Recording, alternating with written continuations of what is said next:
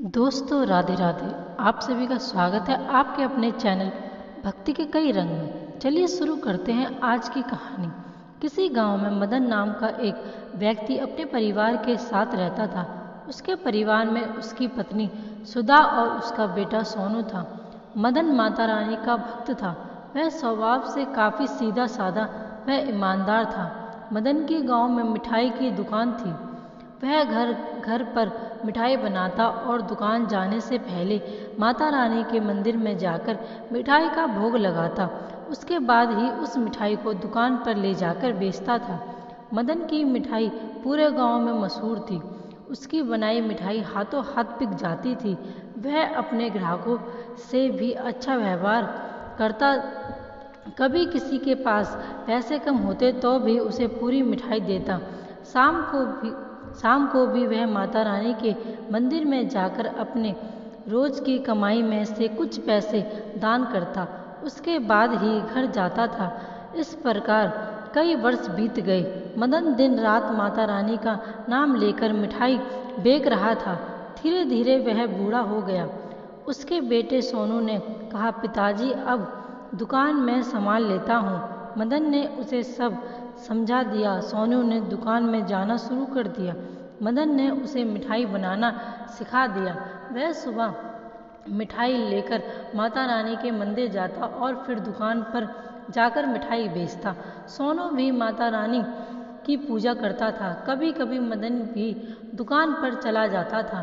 दोनों बाप बेटे मिलकर दुकान चलाने लगे।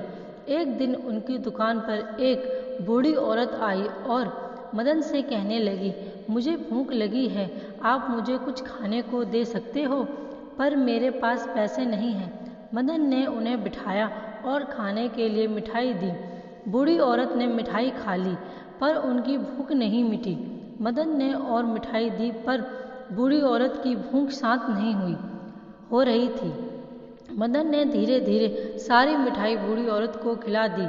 सोनू ने अपने पिताजी को रोका पर मदन ने कहा, मेरी दुकान से कोई भूखा नहीं जा सकता।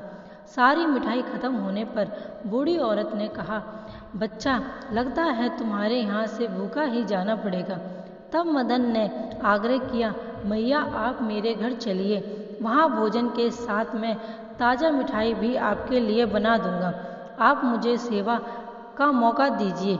बूढ़ी औरत उसके साथ घर आ गई। मदन ने भोजन के साथ ताज़ा मिठाई बनाई।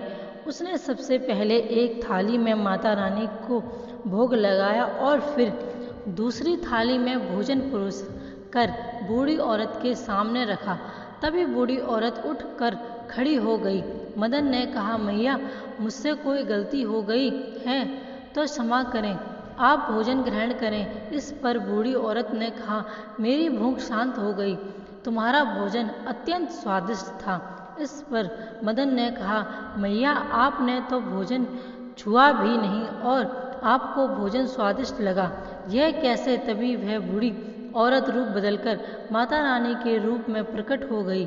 उन्होंने कहा, मैं तुम्हारी भक्ति से प्रसन्न हूँ, पर मैं तुम्हारे धैर्य की परीक्षा लेना चाहती थी, परंतु उसमें भी तुमने मेरा मन जीत लिया। मांगो, क्या तुम मांगना चाहते हो? मदन व उसका बेटा माता रानी के पैरों में गिर गए। मदन ने कहा, मैया आपके दर्शन पाकर मेरा जीवन धन्य हो गया। मेरे परिवार को हमेशा अपनी शरण में रखना। मुझे आपकी निष्काम भक्ति चाहिए और कुछ भी नहीं। माता रानी तथास्तु कहकर अत्यंत अंतर्ध्यान हो गई। दोस्तों, जाने किस रूप में भगवान हमारे सामने आ जाते हैं। हमें सदैव लोगों की मदद के लिए तैयार रहना चाहिए। दोस्तों, अगर आपको ये वीडियो पसंद आई हो तो इसे लाइक कीजिए और ज़्यादा से ज़्यादा शेयर और कमेंट कीजिए और मेरे चैनल को सब्सक्राइब कीजिए।